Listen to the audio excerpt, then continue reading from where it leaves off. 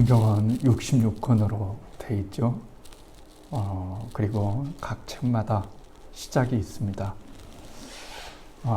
성경에서 가장 첫 번째 나오는 구절은 오늘 우리가 읽었던 창세기 1장 1절에 태초에 하나님이 천지를 창조하시니라 이렇게 말을 했습니다. 그런데 왜 많은 말 중에 이 말이 성경의 첫머리에 쓰여야 될까요?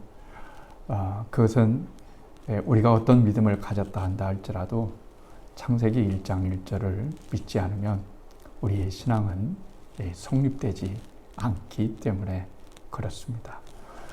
하나님이 이 세상을 만드셨다고 하는 것을 믿지 않으면 나머지는 아무 의미가 없는 것이기 때문에 그렇습니다. 그래서 이 구절을 믿는 사람들에게 또 믿지 않는 사람들에게 이 한 절이 가지는 영향력은 대단히 크다 이렇게 말씀할 수가 있습니다. 이 말씀을 믿느냐 안 믿느냐에 따라서 우리의 삶의 방향이 달라지고요. 그리고 과정도 달라지고요. 결과와 그 의미가 더욱더 달라진다. 이렇게 말을 할 수가 있습니다. 만약에 하나님이 우리를 창조하신 것을 믿지 못한다면 우리는 스스로 있는 존재가 되어지고 그리고 누가 말한 것처럼 나는 원숭이의 후손이 될 수밖에 없습니다. 우리가 원숭이의 후손이 되느냐 아니면 창조물이 되느냐라고 하는 것은 오늘 창세기 1장 1절을 믿느냐 믿지 않느냐 하는 것에 달려있다고 말을 할 수가 있습니다. 우연히 태어난 존재는 없습니다. 이 세상에 보이는 모든 것들이 만든 이가 있습니다. 제가 사용하고 있는 마이크도 누가 만들었기 때문에 존재하는 것이고 여러분이 앉아있는 의자도 여러분이 직접 가서 보지는 못했지만 누군가 만들었기 때문에 여러분이 의자에 앉아있는 것이다 이렇게 말을 할 수가 있습니다. 만약에 우리가 만들어진 하나님이 우리를 창조하신 분이 아니다 이렇게 생각을 하게 되면은 결국은 우리의 주인은 나 자신일 수밖에 없다 하는 겁니다.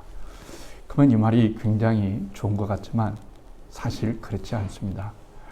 우리 인생을 살아봐도 알지 않습니까? 우리는 너무 부족하다고 많이 느낍니다. 또 인생은 내일 일을 알 수 없는 그런 인생길을 걸어가는 존재다 이렇게 말할 수가 있죠. 내일 앞도 바라보지 못하는 것이 인간입니다.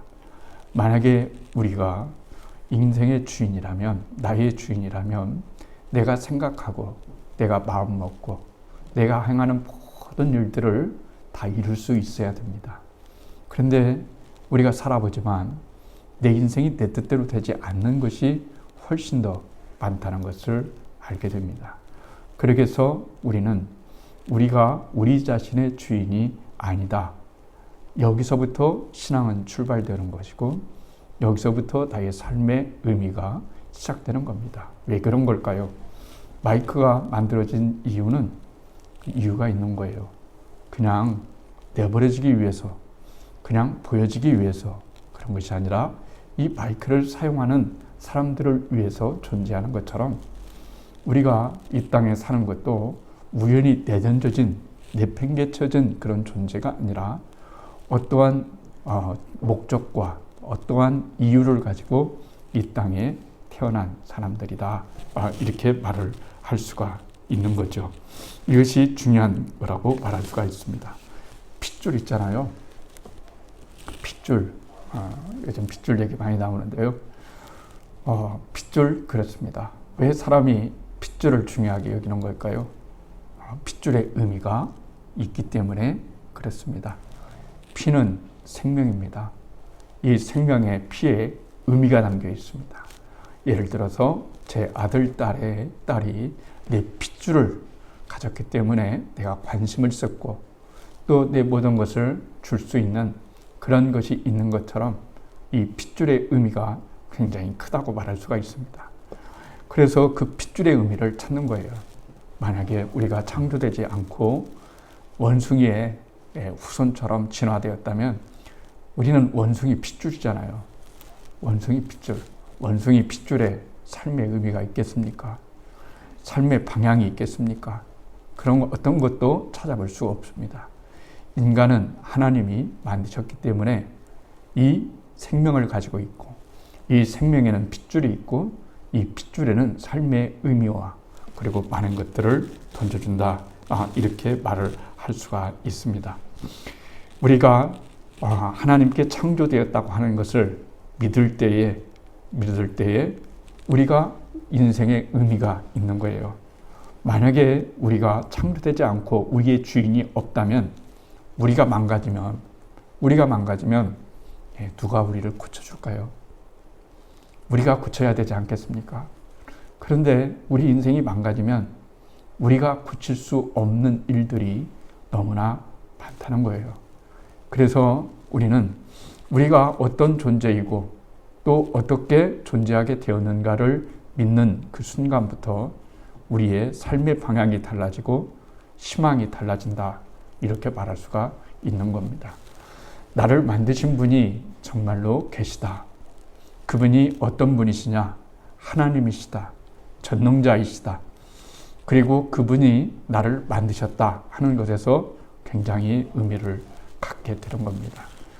우리가 만들어진 것은 하나님의 형상에 따라 하나님의 본질을 따라 만들었다고 지난번에 말씀을 드렸습니다. 이 말씀이 차지하는 바가 굉장히 중요하다고 말을 할 수가 있습니다. 인생을 살아가다 보면 회생불능할 때가 있습니다. 왜 이렇게 내가 무능하지? 왜 내 인생은 안 되는 거지? 왜 이렇게 힘든 거지? 이런 생각할 때가 있어요. 그럴 때마다 내가 무엇을 해봤지만 안 되는 경우가 있어요. 내 힘으로는 안 되는 경우가 있습니다. 그때 창세기 1장 1절은 우리에게 무한한 희망과 용기를 줍니다. 하나님이 태초에 천지를, 그러니까 인간 모든 것을 만드시고 세상을 만드셨다. 그렇기 때문에 내가 인생이 아프고 내 인생이 고장나고 내 인생이 잘못됐을 때 나를 만드신 분 앞에 나가면 그분이 나를 만드신 분이기 때문에 나를 고치기도 하시고 나를 치유하기도 하시고 내 인생을 새롭게도 하시는 그런 분이 계시다라고 하는 그 마음을, 그 희망, 고칠 수 있는 희망을 가질 수 있는 것과 내가 한번 고장나면 이제는 고칠 것이 없다. 아무런 희망이 없다. 이제 마지막 때만 기다려야 된다. 이렇게 살아가는 것과 희망을 갖고 살아가는 것은 전혀 다른 문제다. 이렇게 말할 수가 있습니다. 그러니까 창세기 1장 1절은 그냥 서술이 아니고 인간에 대한 희망입니다. 희망을 가져야 된다. 왜 희망을 가져야 되냐? 하나님이 이 세상을 만드셨고 그리고 나를 만드셨기 때문에 그 만드신 분은 전능하신 분이시고 그 만드신 분은 선하시기 때문에 내 인생의 그 어떤 것도 고칠 수 있다라고 하는 겁니다. 우리가 인생을 가리켜서 망망대해라고 말합니다. 틀린 말은 아닙니다. 많은 사람들이 인생은 망망대해다. 이건 바닷가 가보셨죠? 바다를 보면은 정말 넓습니다. 그렇지만 잔잔할 때의 바다와 바다가 성났을 때, 파도 칠 때, 바람이 불 때, 태풍이 불 때, 그때는 전혀 다른 모습을 띠게 되는 것을 알 수가 있습니다. 그래서 우리 인간은 다른 사람이 말하는 것처럼 인간이라고 하는 것은 인생이라고 하는 이 풍랑이는 바다에 이력편주와 같다. 이렇게 말을 하고 있는 거예요. 이력편주라고 하는 것은 뭘까요? 이력편주. 그렇죠? 조그만한 그 낙엽 이파리, 잎새, 이 잎새만한 나무 조각이 여러분 바다에 둥둥둥 떠나가는 것을 여러분 보십시오. 얼마나 위태롭겠어요. 그래서 인생은 이력편지와 같다 하는 말은 결코 틀린 말이 아닙니다. 그래서 우리가 아는 것처럼 블랙 코언이라고 하는 사람은 찬송가 432절에 이렇게 썼습니다. 큰 물결이 설레는 어둠바다, 저 등대의 불빛도 희미한데 이 풍랑에 배제어 항해하는 주 예수님, 이 배의 사공이라. 나 두려움 없네, 나 두려움 없네. 주 예수님 늘 깨어 계시도다. 이 흉흉한 바다를 다 지나면 저 소망의 나라에 이르리라. 이렇게 생각을 했던 거예요. 여러분, 얼마나 정확하게 삶을 집어내고 있습니까? 얼마나 정확하게 삶을 말하고 있습니까? 큰 물결이 설레는 어둠 바다, 그렇죠? 저 등빛도 희미한데 이 풍랑에 배제어 항해하는 주 예수님, 이 배의 사공이라. 그렇습니다. 내 배, 내 인생의 주인은 내가 아니고 예수님이 주인이 되셔서 항해를 할 때 우리가 침몰할 수도 있고, 그리고 그 어두운 바닷가에 잠길 수 있지만 예수님께서 우리의 사공이 되어 주셔서 우리를 저 나라에 인도해 주시는 하나님의 놀라운 은혜를 볼 수가 있는 겁니다. 이 배의 사공이라. 그렇잖아요. 이 배의 사공이 되어준다고 하는 것이 주님의 놀라운 사랑이며 은총이라고 말을 할 수가 있습니다. 여러분, 성지순례 다녀오신 분도 계시고 갔다 오지 않으신 분도 계십니다. 성지순례를 다녀왔죠. 원래 성지순례 하면 이스라엘이잖아요. 이스라엘에는 왜 가야 되는 걸까요? 예루살렘이 있기 때문에 그런 겁니다. 예루살렘이 있기 때문에 그런 거예요. 그런데 예루살렘은 모든 사람들이 한 번 정도는 다 가고 싶어하는 그런 곳입니다. 그런데 성경은 뭐라고 말씀하시냐면 이렇게 말씀하고 있습니다. 하나님께서 이스라엘 백성들에게 축복을 하실 때 뭐라고 축복하냐면 너는 이스라엘의 복을, 예루살렘의 복을 받을 것이다. 이렇게 말하는 거예요. 예루살렘의 복을 받을 것이다. 이렇게 말합니다. 그런데 예루살렘이 복받은 땅인 것처럼 여러분 보이나요? 사실 예루살렘은 복받은 땅은 아니에요. 더 비옥한 땅이 여러 번 있습니다. 그럼에도 불구하고 하나님께서 예루살렘의 복을 받을 것이다. 예루살렘의 복을 말씀하신 것은 그 하나님께서 예루살렘이라고 하는 그 황무지를 꼭 집어서 너는 예루살렘이 복이 될 것이다 라고 이렇게 꼭 집어서 말씀하신 이유는 바로 하나님은 무에서 유를 만들어내시고 없는 것을 있게 만드시고 있는 것을 없게 만드시고 무에서 유를 창조하시는 그런 하나님임을 굳건히 믿게 하시려고 하는 하나님의 놀라운 의미가 거기에 담겨져 있는 겁니다. 처음에 예루살렘을 볼 때마다 사람들은 의심했어요. 하나님, 이 조그마한 예루살렘이 무엇을 할 수 있겠습니까? 하나님께서 우리의 하나님이 되어주신다고 말씀하셨는데 우리가 살아가는 곳은 황무지와 같고 그리고 거친 광야와 같고 높은 산지에 있는 그런 것에 불과한데 어떻게 이런 것이 되겠습니까? 라고 말했을 때 하나님은 아브라함에게 말씀하셨던 그 축복을 실행하신 거예요. 하나님이 아브라함이라고 하는 사람을 선택하셔서 그 사람을 꼭 집으셨어요.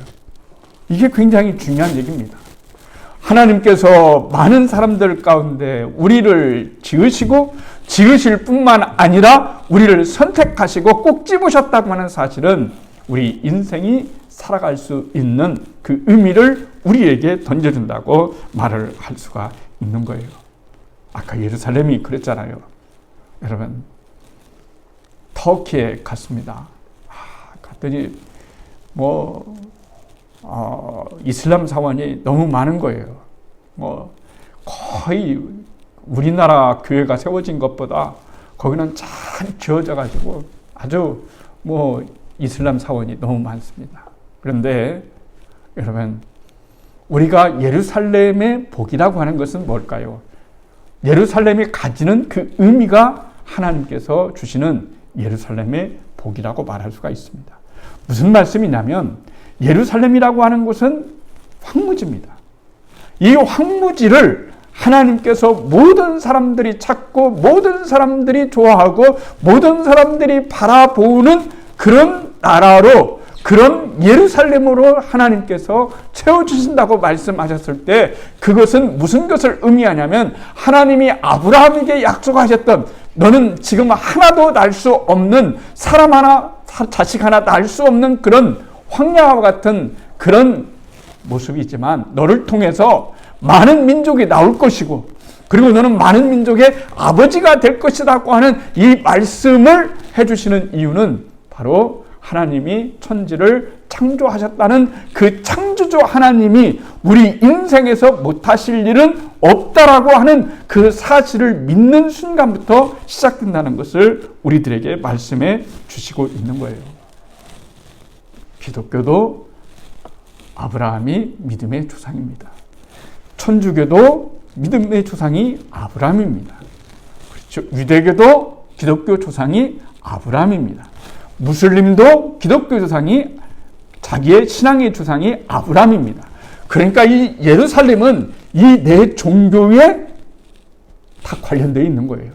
예루살렘이라고 하는 이 성지를 여러분 부정적으로 얘기하면 서로 차지하려고 여러분 싸움도 하지만 그러나 이것이 무슨 의미겠어요? 그냥 만들면 되지 않을까요?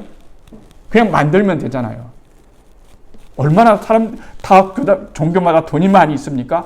좋은 땅 사서 넓은 곳에 가서 더 예루살렘보다 크고 멋진 것을 지을 수 있어요. 그런데도 왜 그렇지 않고 그것에 많은 종교들이 모여서 서로 우리의 성지다라고 이렇게 얘기하는 것은 그것은 바로 태초에 하나님이 우리를 창조하셨을 뿐만 아니라 그 예루살렘의 복은 하나님께서 지정하신 진정한 축복이기 때문에 그 어떤 것에도 의미가 나타나는 것이 아니라 하나님의 말씀, 하나님의 명령, 하나님의 섭리, 하나님의 일하심 거기에 진정한 복이 있다는 것을 우리들에게 말씀해 주시는 거예요.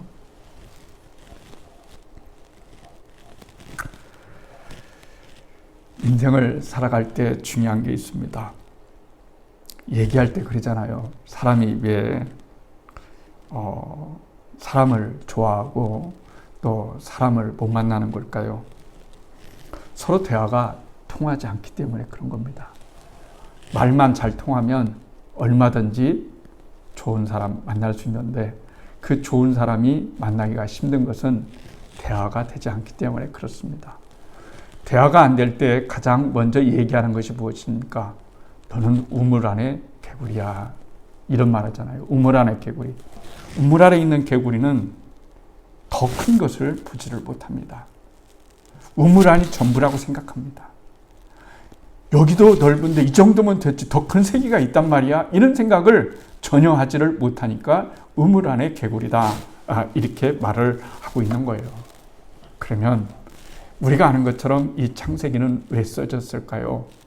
누구에 의해서 써졌을까요? 잘 알고 있죠? 이 창세기를 쓴 사람은 모세입니다.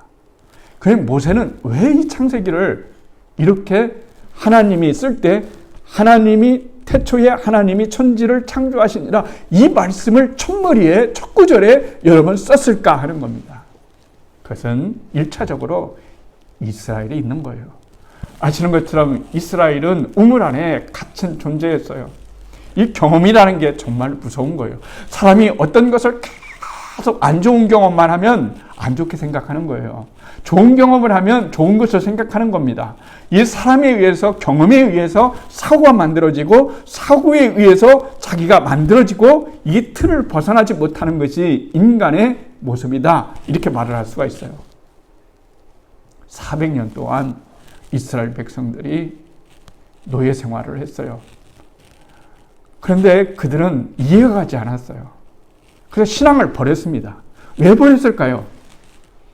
정말 우리의 조상 아브라함의 하나님이 정말 살아계신 하나님이고 우리를 사랑하시는 하나님이라고 한다면 우리가 이렇게 오랜 세월 동안에 노예 생활을 한다는 것은 이것은 있을 수가 없다는 얘기예요.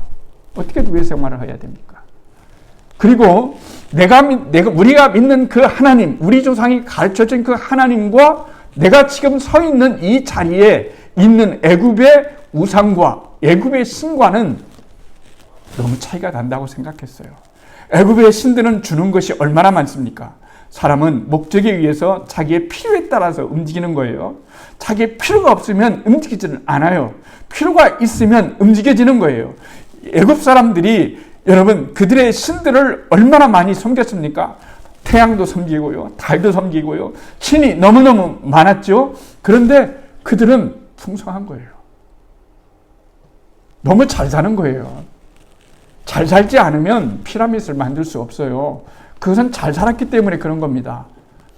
풍요했기 때문에 그런 거예요. 그런데 그 풍요가 어디서 나왔습니까? 나일 강과 그리고 그 밭에서 나온 거예요.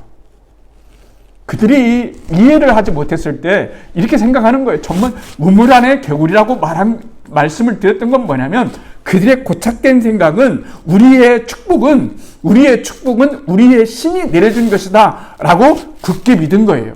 그 옆에서 본 이스라엘 백성들은 그것을 여러분 인정했어요. 인정할 수밖에 없잖아요. A라는 사람이 하나님을 믿지 않아요. 그런데 여러분 전혀 하나님을 믿지 않아요. 그런데 세상에서 잘났다고 생각해 보세요. 그리고 다른 신을 믿고 있어요. 근데 나는 하나님을 믿고 있어요. 근데 하나님을 믿는 나는 온전히 잘 되지 않고 하나님을 믿지 않는 우상을 섬기고 있는 사람들은 잘 된다라고 생각하면 보편적으로 어떤 생각을 하게 되는 걸까요? 내가 잘못 선택했다고 생각하는 거예요. 빨리 내가 믿는 우상을, 내가 믿는 신을 내려놓고 저들이 믿는 신을 따라가야 되겠다라고 이렇게 생각하는 것이 보편적 생각인 거예요. 그러니까 애굽에서 이스라엘 백성들이 생각했던 것은 바로 그 경험이에요. 그 경험이 뭐냐면 왜 저들은 가뭄이 없을까? 가뭄이 없을까? 왜 저들은 강물만 가면 그냥 그물만 던지면 고기가 그렇게 많고 그리고 씨앗만 그냥 뿌리기만 하면 왜 이렇게 많은 그런 농작물을 수확할까? 너무너무나 막강하고 부유한 이것을 바라보면서 마음이 흔들리는 거죠. 마음이 흔들리는 거예요. 믿을 수가 없는 거예요. 근데 그들이 놓친 것이 하나 있어요. 뭐냐면 하나님은 물질적인 것으로 해석할 수 없는 분이십니다. 하나님은 물질적인 것으로 해석할 수 없는 거예요. 그리고 우리가 아는 것처럼 그들이 역사가 지나서 우리가 아는 것은 뭡니까? 그들이 애굽 사람들이 이집트에서 잘 살았던 그 이유 가운데 하나는 그들의 신이 그들을 축복해 줬기 때문에 그런 것이 아니라 사실은 날씨와 기후와 그리고 강이었던 거죠. 그렇죠?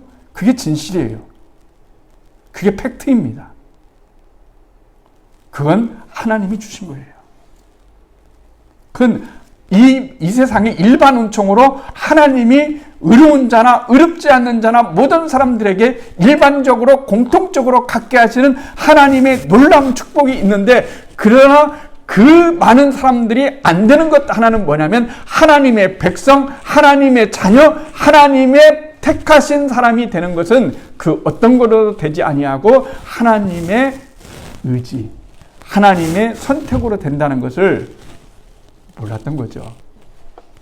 하나님의 자녀가 된다는 것이 얼마나 축복이다는 것을 모르기 때문에 나타나는 현상이다. 이렇게 말을 할 수가 있어요. 그래서 이스라엘 백성들에게 모세가 간 거예요. 모세를 보낸 거예요. 하나님이 너희들을 사랑하신다. 말도 안 되는 얘기 하잖아요. 하나님은 살아계신다. 이것도 말도 안 되는 소리입니다. 왜 그런 걸까요? 하나님이 살아계신다면 왜 우리의 운명이 이런 운명이지?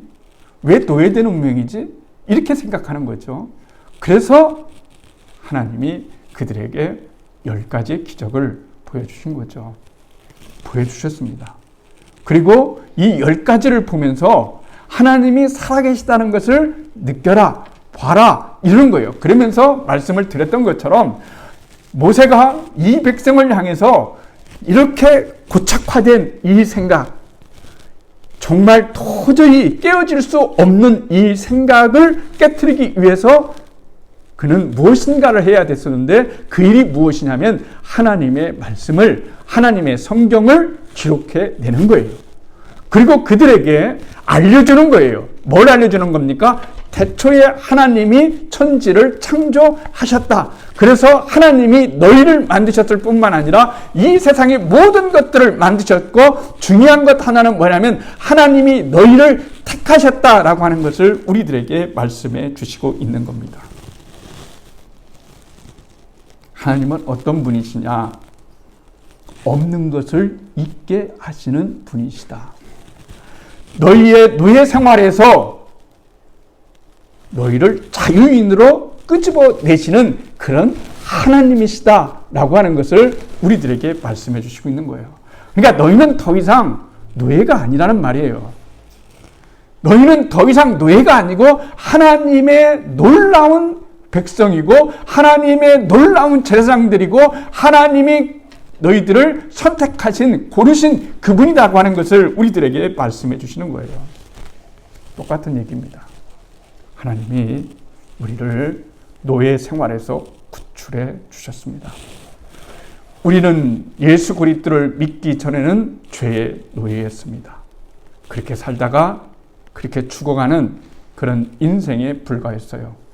그런데 예수님께서, 하나님께서 우리를 이곳에, 이 땅에 보내주셔서 우리의 죄를 감당하시고 다시는 우리로 하여금 죄의 백성이 아니라 하나님의 백성으로 살게끔 하시는 하나님의 놀라운 섭리와 그 은혜를 입게 하셨다는 얘기입니다.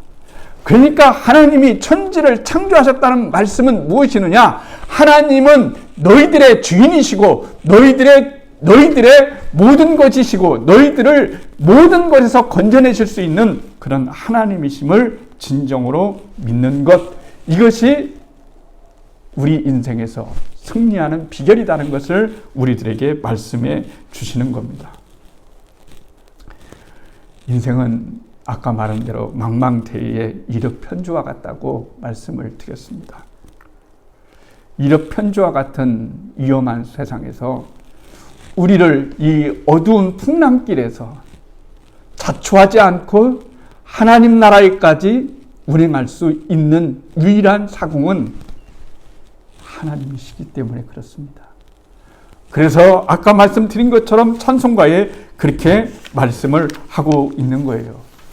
저 물결이 설레는 어둠 바다, 저 등대의 불빛도 희미한데 이 풍랑에 배저 항해하는 주 예수님 입에의 사공이라. 나 두려움없네 두려움없도다. 주 예수님 늘 깨어 계시도다. 이 흉흉한 바다를 다 지나면 저 소망의 나라에 이루리라. 그래요. 여러분, 하나님이 우리에게 고통을 허락하시고 어려움을 허락하시는 것은 뭘까요? 이 땅의 것이 아닙니다. 이 땅의 것은 언젠가 금방 지나간 것뿐이기 때문에 그렇습니다. 우리가 가야 될 것은 지금 맺어서 영원한 하나님의 나라에 도달하는 것이라고 말을 할 수가 있는 겁니다. 그런 영원한 희망이 없다면 인간은 무슨 의미로 살겠습니까? 그리고 기쁨이 있다면 얼마나 기쁘겠습니까?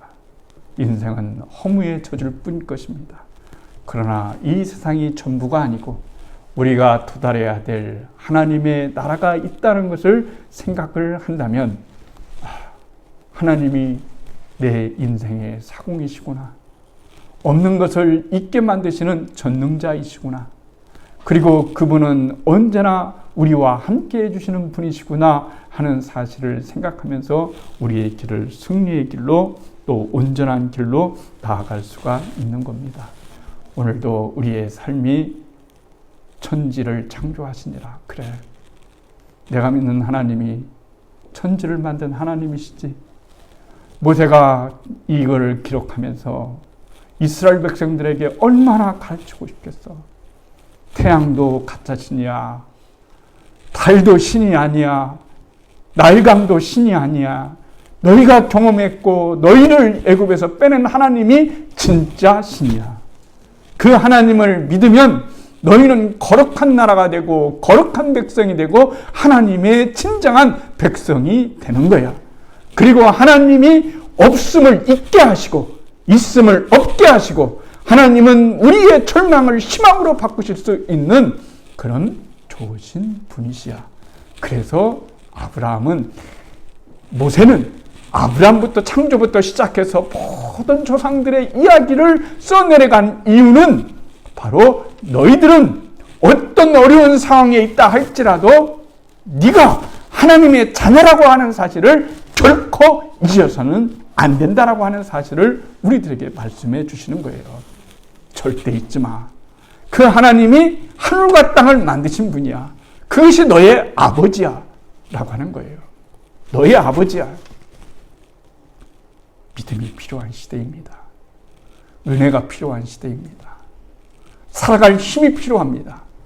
살아갈 힘은 하늘과 땅을 만드신 하나님이 나를 만드셨고 나의 주인이시고 나와 함께 하시고 그리고 나를 영원한 하나님의 나라로 인도하시는 내 인생의 사공이라는 사실을 기억했으면 좋겠다는 거예요. 사공. 내 인생의 사공은 나가 아니고 전지하신 하나님, 전능하신 하나님이 사공이니까 내 자신을 주님께 의탁해도 아무런 염려가 없을 것은 그분은 하늘과 땅을 만드신 분이시기 때문에 그렇습니다. 이 은혜가 우리 가운데 있기를 주님의 이름으로 축복합니다.